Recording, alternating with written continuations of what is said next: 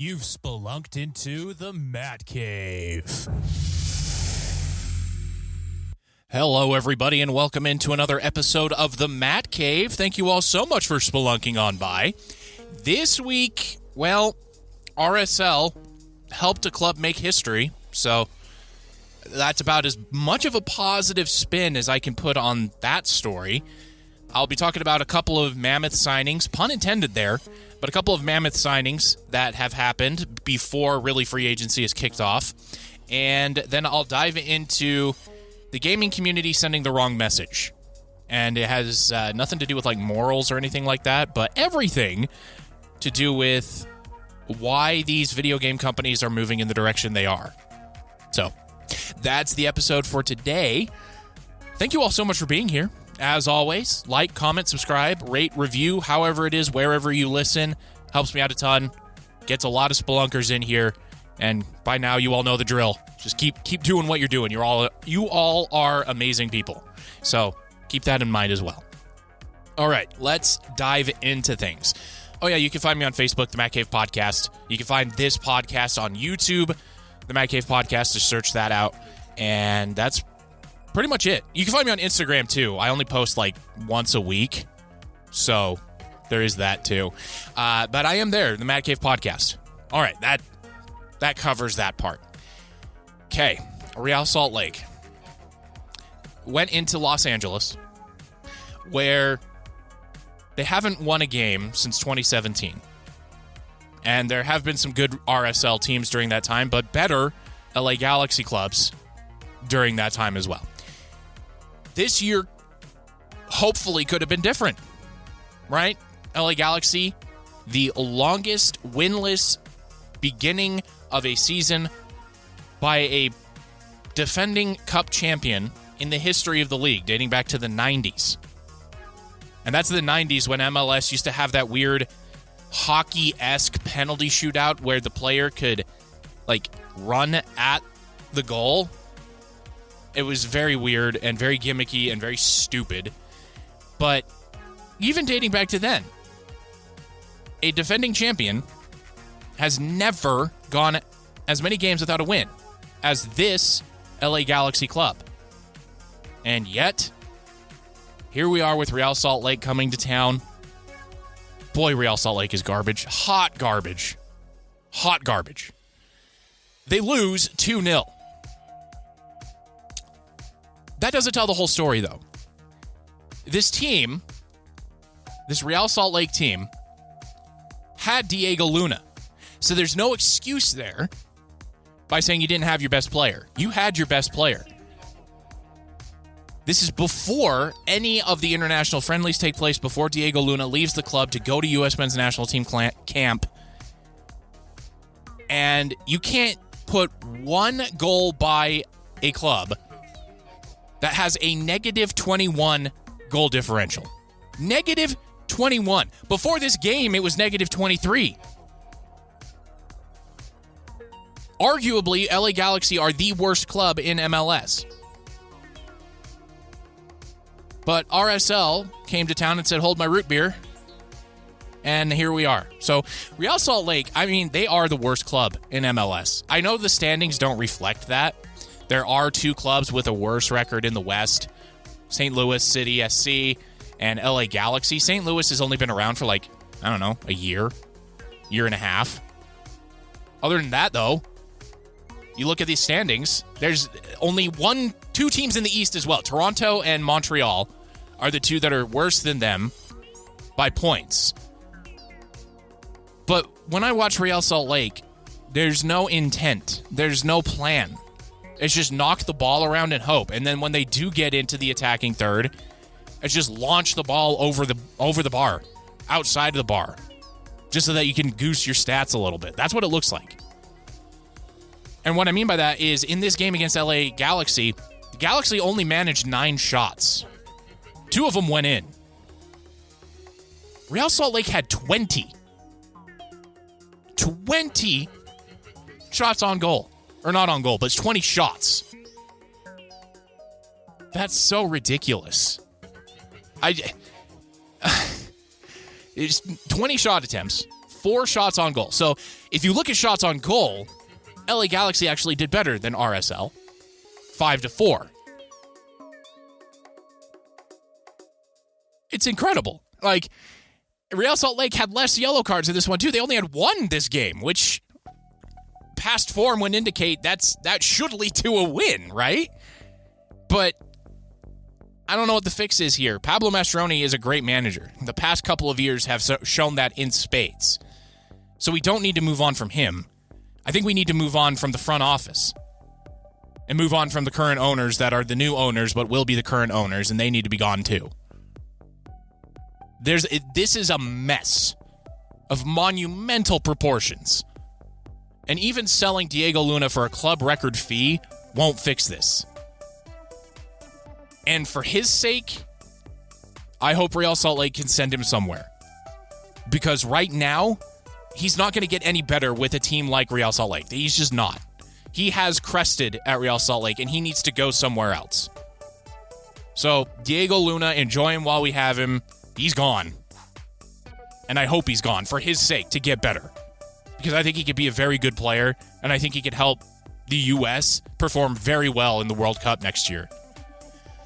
Oh, brother. This team.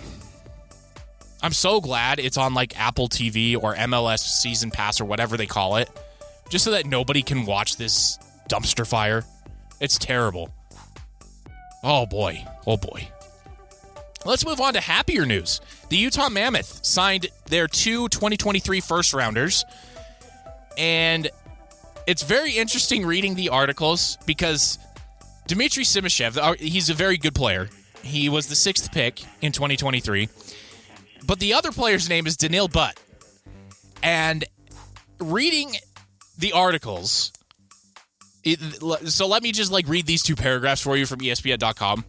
So in this paragraph, Bill Armstrong is talking about Dmitry Simashev. He says he can cover ground. He's one of the best skaters. He works at his game. He's extremely good on the D side of the puck, and there's some room for him to grow offensively, obviously, too, to put into play with his skating. So Dmitry Simashev, they're thinking, can come in day one and just play at an NHL level. He won't need to go to Tucson to get seasoning, which is really good news. Then the next paragraph begins, but even bigger at 6'6" and 216 pounds. You have to remind yourself here that the guy's last name is Butt. It's B-U-T. So it's very funny. So this kid is bigger. He's 6'6", 216. But I think he's going to need some seasoning for the NHL game because among a bevy of different things, it's faster. The guys are bigger. They're stronger than the KHL in Russia. The rink is smaller by about 15 feet. So it's 15 feet narrower. It's not like 15 feet shorter. So it's 15 feet narrower, so there's less space to maneuver. And so for a big guy like Butt, 6'6", 216 pounds, it's going to take him a little bit to maneuver on that smaller rink. But, and that's me saying Butt, not his name, I think he'll get to the NHL pretty quick too. So this is very exciting. We'll have a very strong starting defensive line with John Marino and obviously Mikhail Sergachev. But then we also have Ian Cole and Olli Mata as the D-line too. And then you could sprinkle these kids however you want. You could have them be their own line with Kesselring and one of them. Or you could have one of them in Mata and then Kesselring with the other one. The options here are endless with these two.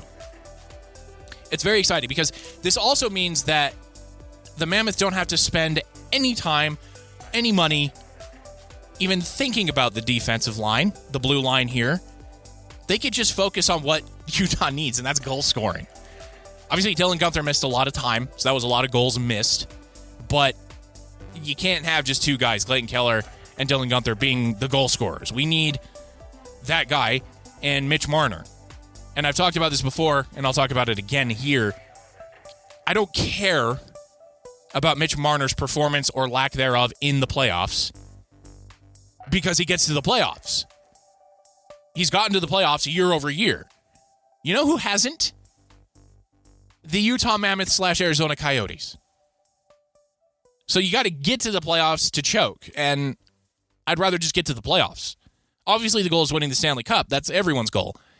But my goal is for this team to hit the playoffs. Because once the playoffs start, anything can happen, except for the past 2 years where it's been Florida and Edmonton. Other than that, though, usually anything can happen. So I'm very excited about these two guys being signed. They won the Russian Professional League, the KHL, with their club, and it was the first time that club, and I'm going to just absolutely slaughter this name, but here we go. Lokomotiv, I can get that part. Yaroslavl, maybe? They won their first championship in club history, so they're used to that kind of pressure, and they're only 20 years old, both of them. This is really exciting. It really is. I'm very pleased with how Bill Armstrong is running things for this club, and I think some very exciting things are on the horizon here. And he has $21 million with the expanded salary cap that the NHL has. $21 million in cap space to play with, and a glut of draft picks that he can send around. So no longer does he have to play the facilitator in trades, taking on bad contracts to get draft picks, like he did with the Shea Weber contract. He could be the aggressor now, because Ryan Smith wants to win. And obviously Bill Armstrong wants to win, because, I mean, you're not going to be in sports if you don't want to win, unless you own Real Salt Lake, or the Bees, or used to own the Jazz. Anyway, this is very good. I'm very excited about this. All right, let's move it right along into gaming news now. And these episodes might be shorter as we come into summer, just because there's less to talk about, and I can only say Real Salt Lake is bad in so many different ways. So I'm not really going to bore you with that week over week. I'll just kind of give you a post-mortem of their game and move on. So, video game news. Elden Ring Night Rain. So, Elden Ring, if you're unaware, quite possibly one of the best action RPGs to ever release, in my opinion. It's up there with Skyrim. That's how good Elden Ring is. And a lot of people get scared off because the developer, From Software, has a history and is famous for making kind of overtly difficult games. And yes, that's true. Demon's Souls, Dark Souls 1, Dark Souls 2, absolutely 100% live up to that. They have since softened on that with Dark Souls 3 and even Bloodborne to a certain extent, and now Elden Ring. The learning curve isn't as steep to get into these games, and these boss fights are just epic, and it's a good time. So if you missed my review of Elden Ring a couple years ago now, go get it. It's fantastic. The story's awesome. The bosses are even cooler. The weapons, what you can do in the game, absolutely stellar. Get the game. Anyway, Elden Ring Night Rain. Initially, if you listen to my episode, I think it was about 8 months ago, I was initially excited about this game, and then I learned it was multiplayer only.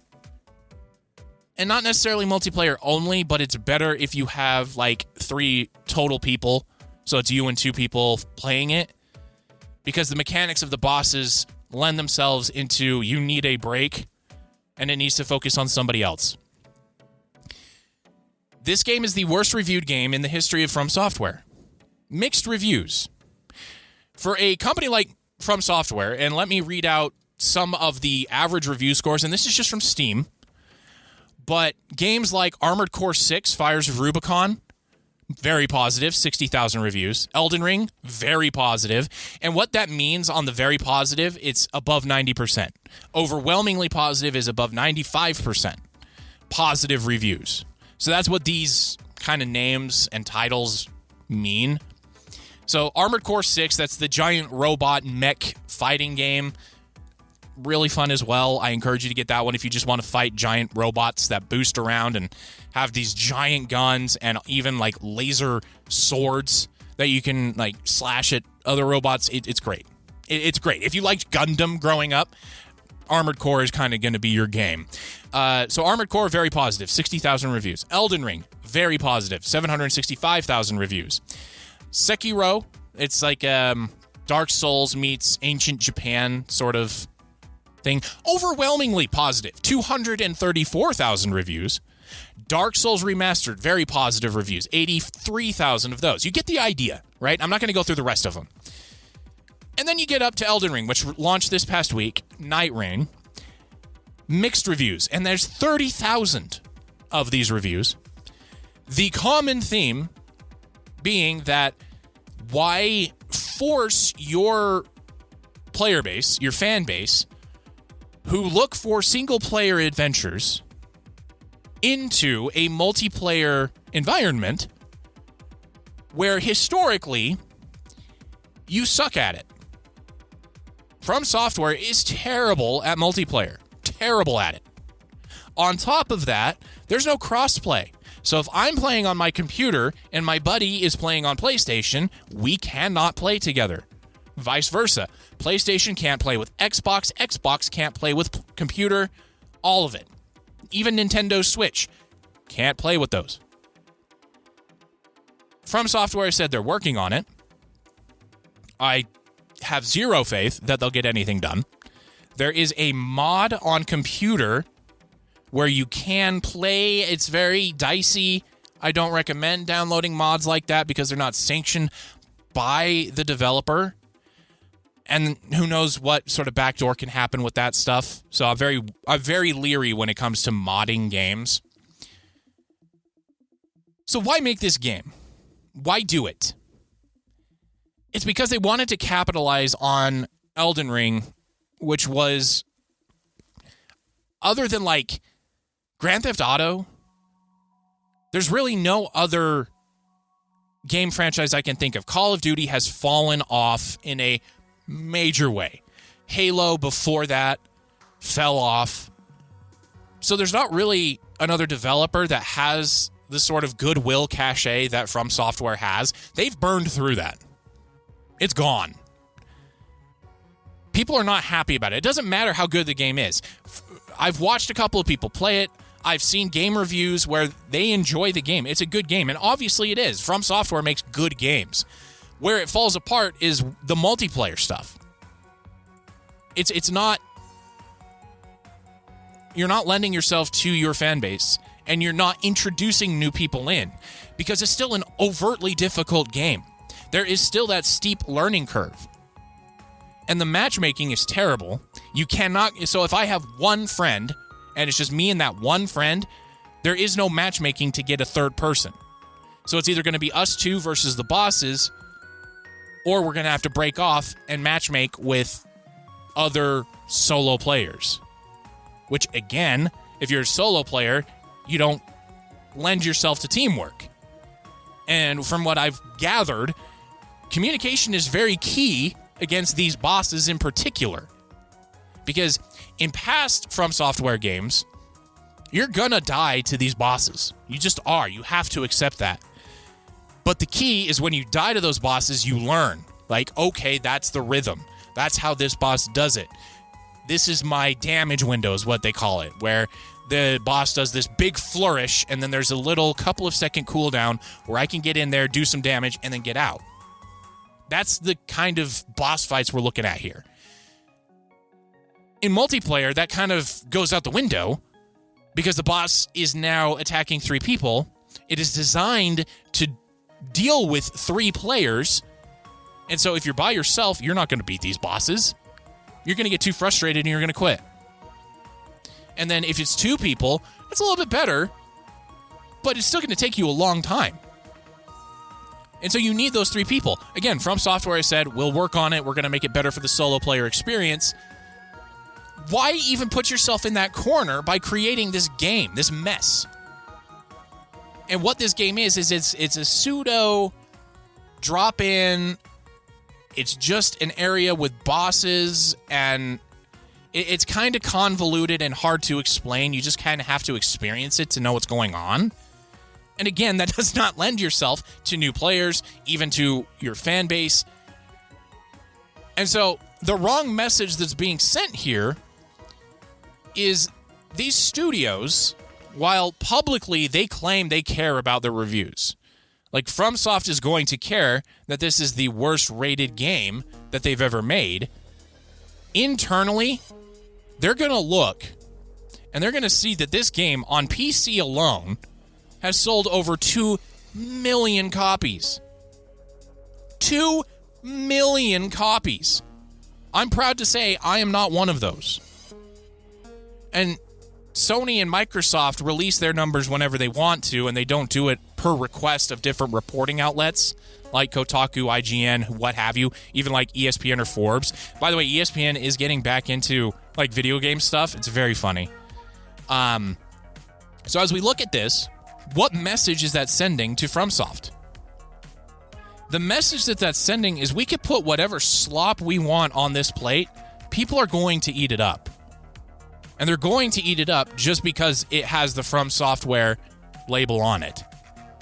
That's the wrong message. And that has what has led to just the garbage that's being put out by Call of Duty, the garbage that's being put out by Halo. I mean, you could go down the list here. Any AAA game, you can go down the list and say it's garbage until you hit like Assassin's Creed Shadows. And even that one isn't great. It's just better than what they've recently put out, which is not an accomplishment. It's worse than Assassin's Creed's 1, 2, 3, 4 Brotherhood. But it's better than like Origins or Valhalla, which is not a high bar to clear. So these AAA studios, and From Software is a AAA studio now. They are. You can claim that they're not. They are. The message is still being sent that people will buy because of a label, because of brand loyalty. And something that I harped on when I was at GameStop towards the end of my tenure there is do not pre-order a game, period, by the way. Just don't pre-order a game anymore. It's not worth it. And then second, don't buy a game just because it has a label on it. Don't buy this game just because it says Borderlands or just because it says Call of Duty or Halo. Wait. Find a YouTube reviewer, find a podcast reviewer that you trust, allow them to play the game, and then report back. Watch gameplay, watch streamers. Take the extra 30 to 45 minutes to do that to find out if it's a game that you want to play. Because the era of saying, oh, it's made by this company, I'm getting it, is over. It's over. AAA is dead. It's dead. The games are terrible. They're made for microtransactions, and they're made to line the pockets of these boardrooms. They're not made for the love of the game anymore. The games that are your AA and your indie games. Those are the ones that are made to have fun. Now, there are exceptions. Legend of Zelda, Mario, Pokemon, those are exceptions. But that's Nintendo. Nintendo has always marched to the beat of its own drum. And with the Switch 2 coming out and them charging extra money, we'll see how that goes. We'll see how that affects development of these games. But I'm here to tell you all of you spelunkers, just wait for a review before you buy a game. You're not going to be missing out anymore. There's no, I have to be first. Because the I have to be first people do this for a living. They do it for content. For you, like for me, for instance, I have a full-time job. I'm never going to be first. And so pre-ordering a game, that's dead. Don't do it. Buying a AAA game, wait for it to go on sale. The remake, the remastery, whatever you want to call it, of Elder Scrolls 4 Oblivion is already 20% off. You don't even need to buy these things on launch anymore because they're going to put it on sale. So there you go. The era of the AAA game is dead. I'm not here to bury Caesar. I'm here to praise him. But you know what I mean. So as we move forward with the video game cycles, the key for you all is to find that video game reviewer, find that YouTuber, find that streamer, find that podcast, listen to them. If you agree with how they review these games, then look further into the game. If that podcaster says, get it, like I have previously, Armored Core 6 is the perfect example. If that's what looks like something you want to get, but you're still on the fence, like so if it sounds like something you want, giant mechs fighting each other with giant laser beam swords and giant guns, dashing around a massive, like, post-apocalyptic cityscape, that sounds cool to you, how I've described it, go look it up. Don't buy it just from my word, because I don't get anything if you do. Look it up. Watch gameplay. It takes like, I don't know, not even 30 minutes, 10, 15 minutes. And then if that looks like something you want, get it. Because in this day and age, a game comes out, there's a review of it somewhere. And if there's not a review of it, there's going to be somebody playing it. So just go find it. All right, that's the show this week, everybody. Thank you all so much for being here and listening. If you agree with me about AAA games, if you agree with me about the gaming landscape, please let me know. If you disagree, please let me know. And I will see you all next week when we spelunk back into the Matt Cave.